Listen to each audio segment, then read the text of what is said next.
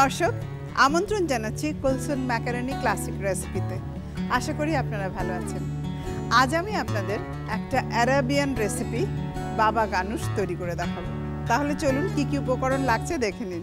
Olive oil 2 table চামচ, বেগুন cube 1 cup, লবণ স্বাদ মতো, পেঁয়াজ কুচি 1 টেবিল চামচ, টমেটো কুচি 1 কাপ, কাঁচা মরিচ কিমা 1 টেবিল চামচ, কুলসুন ম্যাকারনি 1 কাপ, টমেটো সস 2 টেবিল চামচ, ফ্রেশ ক্রিম 1 টেবিল চামচ, চিনি আধা চা চামচ, ধনেপাতা পরিমাণ মতো, গোলমরিচ গুঁড়া সামান্য পরিমাণ, পুদিনা পাতা পরিমাণ মতো।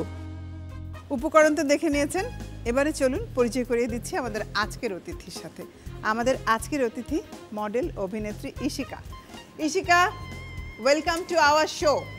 Thank you. কেমন আছো? এই তো ভালো, আপনি কেমন আছেন? আমি ভালো আছি। আচ্ছা, ভালো লাগছে তোমাকে দেখে। তুমি তো অ্যাঙ্কারিংও করো, ইয়া, কোনটা বেশি ভালো লাগে? অ্যাকচুয়ালি আমি প্রত্যেকটা কাজ করতে অনেক এনজয় করে করি, সো প্রত্যেকটা সেক্টরে আমার জন্য অনেক ফেভারিট। মডেলিং এক ধরনের মজা পাই, অ্যাক্টিংয়ে এক ধরনের মজা পাই, বিভিন্ন ধরনের ক্যারেক্টার করাটা পাই, চান্স পাই। আর হোস্টিংটা এই যে আপনাদের কাছ থেকে শিখছি, এখনো অনেক শেখার আছে, বাট এভরিথিং তুমি অনেক ভালো করো। Thank you. আর রান্না টান্না কি করা হয় কখনো, বা রান্নার শো অ্যাঙ্কারিং করেছো কিনা কখনো? না, রান্নার শো অ্যাঙ্কারিং কখনোই করা হয়নি, আর রান্না আসলে করা হয় না। বাট আম্মু যখন ইন্ডিয়াতে যায়, বাসায় মাঝে মাঝে আমার ছোট বোনটা বলে, বেবি আমাকে কিছু রান্না করে খাওয়াও, তখন আমি রান্না পারি। ক্লাস 3 থেকে আমি সব রান্না পারি। ও মাই গড, কারণ ছোটবেলায় আম্মু রান্না করতো আর আমার কাজ ছিল খালি নাড়াবো, তরকারিগুলো নাড়াবো। সো ওটা করতে করতে আলহামদুলিল্লাহ সব রান্নাই পারি। আজকেও তোমাকে সেই কাজটাই আমি আবার করতে দেব। হ্যাঁ, আমার মনে হচ্ছে নতুন কিছু আজকে আমি শিখতে পারবো এখান থেকে। আজকে আমার রেসিপিটা হলো, এটা একটা আরাবিয়ান সালাদ, বাবা গানুশ। বাবা গানুশ? হ্যাঁ, বাবা গানুশ এটার নাম। নামটা কেন?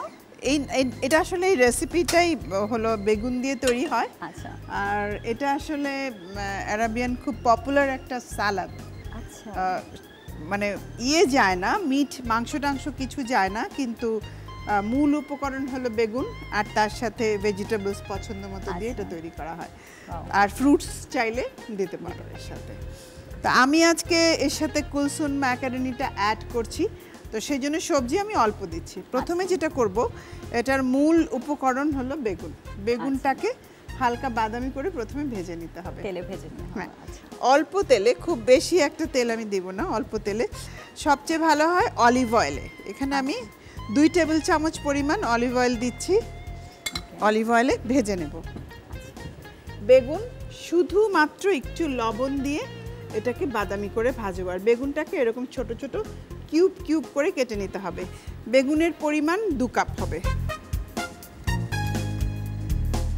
আমি একটু লবণ অ্যাড করব এখানে, জাস্ট লবণটা যেন ভেতরে ঢুকে যায়, দিয়ে দিলাম। কিছু না, শুধু এরপরে, হ্যাঁ শিওর। আর এর মধ্যে কোনো মশলা অ্যাড করব না, কারণ এই বেগুনটাই লাল। হ্যাঁ, স্পাইসি করা যায়, চাইলে একটু মরিচ একসাথে অ্যাড করে ভাজা যায়। তবে কাঁচামরিচ ব্যবহার করব, যেহেতু অলরেডি ঝাল হয়ে যাবে, সেই জন্য এক্সট্রা আর ঝাল এখানে ইউজ করব না। দেখো, বেগুনে কিন্তু প্রচুর অয়েল লাগে, টেনে নিয়ে নিয়েছে। আমি আরও 1 চা চামচ পরিমাণ দিয়ে দিলাম এখানে। তবে অয়েলটা না কম খাওয়াটাই ভালো, খুব বেশি না খাওয়াই উচিত। কোন ধরনের ফুড রান্না করতে বেশি স্বাচ্ছন্দ্য বোধ করো? কোন ধরনের? খিচুড়ি, গরু মাংস আর ডাল। আর খেতে কি পছন্দ করো? আলু ভর্তা, ডাল, বেগুন ভাজি, খিচুড়ি, গরু মাংস আর সাদা ভাত। Very good. আমি তোমার মতো এরকম ফুড হ্যাবিট, মানে তোমার এইজের মেয়েদের খুব কমই পাই, ম্যাক্সিমাম একটু জাঙ্ক ফুডের দিকে তাদের। কিন্তু আমি অনেক ভাত ক্রেজি, লাইক আমি পারলে 3 বেলায় ভাত খাই। তোমাকে দেখে তো মনে হয় না। না, বাট একটু অল্প অল্প করে খাই। আবার মাঝে মাঝে যখন মোটা হয়ে যায়, দেখা যায় সারাদিনে জাস্ট 1 বেলা ভাত খাওয়া হয়, বাট পারি না, ভাত দেখলে আমি না, আমার মাথা নষ্ট হয়ে যায়। তবে একটা কথা কি জানো, অনেকেই আছেন যে ডায়েট কন্ট্রোল করতে গিয়ে কার্বোহাইড্রেটটা পুরো মিস করে ফেলে, এটা কিন্তু ঠিক না। কার্বোহাইড্রেট ব্রেনের খাবার। অনেক সময় দেখা যায় যে কার্বোহাইড্রেট যদি মিসিং হয়ে যায় আমাদের ফুড থেকে, তখন নানা ধরনের প্রবলেম কিন্তু শুরু হয়ে যায়। কিন্তু খেলে যে মোটা হয়ে যায়। পরিমাণ কম খাও, কোনো সমস্যা নেই। চাইনিজরা বাটিতে করে সব শেষে এতটুকু ভাত খায়, ওরা কি মোটা? এই জন্যই বললাম যে রাইস পরিমাণ মতো খেলে কিন্তু সমস্যা নেই। আমরা যেটা করি মানে ভাত দিয়ে ব্লেন্ড করে সব খাই। আর আমরা যদি ভাতটাকে মানে একটা প্লেটকে আমরা 4 ভাগ করব, 4 ভাগ করে 1 ভাগ ভাত নেব, 2 ভাগ থাকবে ভেজিটেবল আর 1 ভাগ থাকবে প্রোটিন। সেটা মাছ হোক মাংস হোক। তুমি যদি তোমার মিলটাকে এরকম 4টা ভাগ করে নাও, ভাত কিন্তু তুমি প্রতি বেলাই খেতে পারো। আমাদের কিন্তু প্রায় হয়ে গেছে, একটা কালারও চলে এসেছে। আমি যেটা করবো, তেল বেগুনের কিন্তু নিজস্ব একটা অয়েল আছে, অলরেডি সেটা বের হয়ে গেছে। আমি ছেড়ে এটা বন্ধ করে দিচ্ছি। আমাদের চুলার কাজ কিন্তু আর নেই।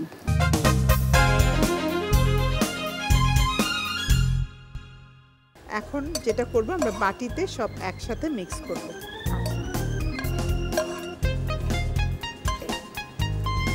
পেঁয়াজ দিচ্ছি 1 টেবিল চামচ পরিমাণ, টমেটো কিউব করে কাটা 1 কাপ এর মধ্যে দিয়ে দিলাম।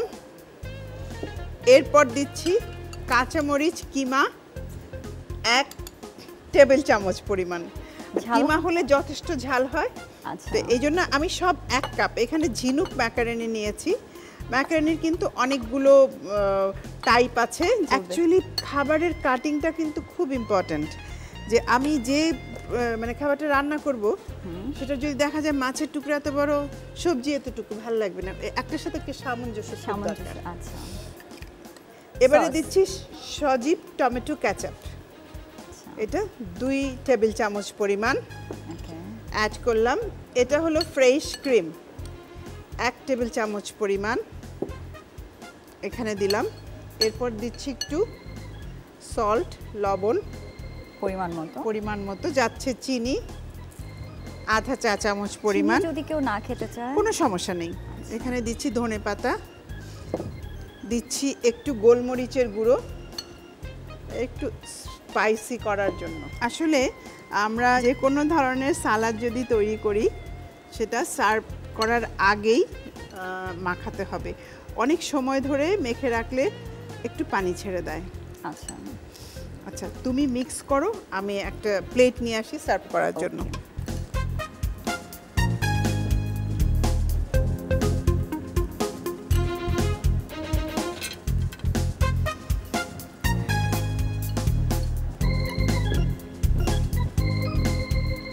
এই পাশে রাখলাম। আর আমার কিন্তু সালাদও খুবই ফেভারিট। আমি চাইনিজ খেতে গেলে ফার্স্ট আমি সালাদ খাই, লাইক মানে সবকিছুর থেকে বেশি আমি সালাদটা খাই।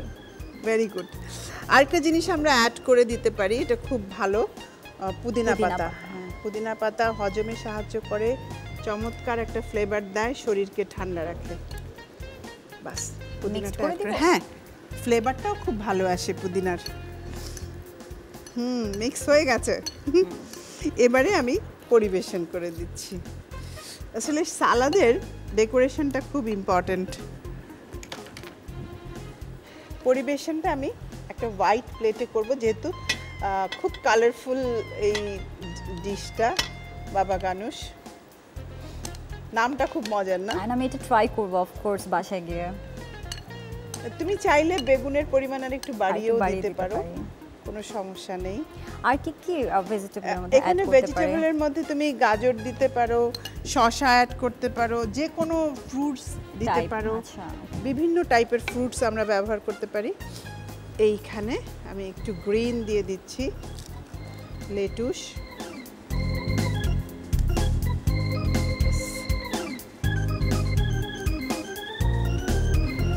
ইশিকা, এই ডিশটা স্পেশালি তোমার জন্য। ও, থ্যাংক ইউ সো মাচ। প্রিয় দর্শক, চলুন পুরো প্রণালীটি আমরা আরেকবার দেখে নিই। ফ্রাই প্যানে অলিভ অয়েল দিয়ে গরম অলিভ অয়েলে বেগুন লবণ দিয়ে ভেজে নিন। এবার একটি পাত্রে ভাজা বেগুন ঢেলে তাতে পেঁয়াজ, টমেটো কুচি, কাঁচামরিচ কুচি, কুলসন macaroni, tomato sauce, fresh cream, চিনি, ধনেপাতা, গোলমরিচ গুঁড়া ও পুদিনা পাতা দিয়ে ভালোভাবে মিশিয়ে পরিবেশন করুন কুলসন ম্যাকারনি বাবা গানুশ। ইশিকা, কুলসুম ম্যাকারনির পক্ষ থেকে তোমার জন্য স্পেশাল গিফট বাস্কেট। এর মধ্যে সজীব গ্রুপের আরও ফুড প্রোডাক্ট আছে যেটা তোমাকে মজার রেসিপি তৈরি করতে হেল্প করবে। ও থ্যাংক ইউ সো মাচ। আজকে আসার জন্য অনেক অনেক ধন্যবাদ তোমাকে। কিউ আপু, ফার্স্ট অফ অল থ্যাঙ্কস এত সুন্দর একটা ডিশ শেখানোর জন্য, আর কুলসুম ম্যাকারনিকে অনেক থ্যাঙ্কস এত গিফট দেওয়ার জন্য। থ্যাংক ইউ সো মাচ, খুবই ভালো লাগলো। আমারও অনেক ভালো লেগেছে, ভালো থাকো। Thank you, you too. প্রিয় দর্শক, আজকে আমি আপনাদের একটা ভিন্ন টাইপের ডিশ তৈরি করে দেখালাম, কুলসুম ম্যাকারনি বাবা গানুশ। আশা করি আপনাদের ভালো লেগেছে। দেখা হবে আগামীতে আর নতুন রেসিপি, নতুন অতিথিকে সাথে নিয়ে। ভালো থাকবেন।